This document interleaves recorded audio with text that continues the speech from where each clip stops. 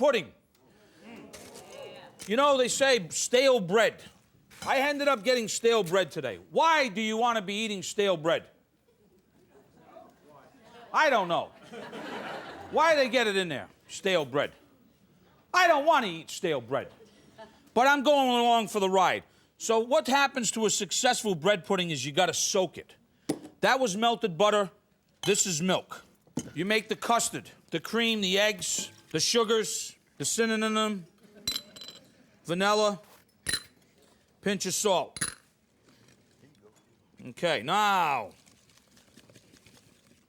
that custard goes over the soaked bread. Then, if it's not happy enough, okay, like it's not happy enough, what you do is you take some bananas and you mash them up a little bit like this.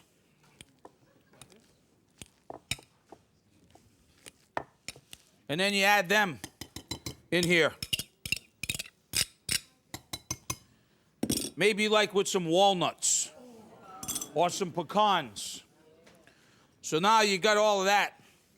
I mean, face it, folks. I mean, you could basically put this on a New York City bus and it would taste good. Now, you want to put it inside your oven pan that's baked? 1 hour. 1 hour. And don't be sticking any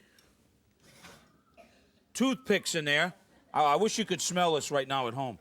A little spoon of banana bread pudding. And then for me, a little dollop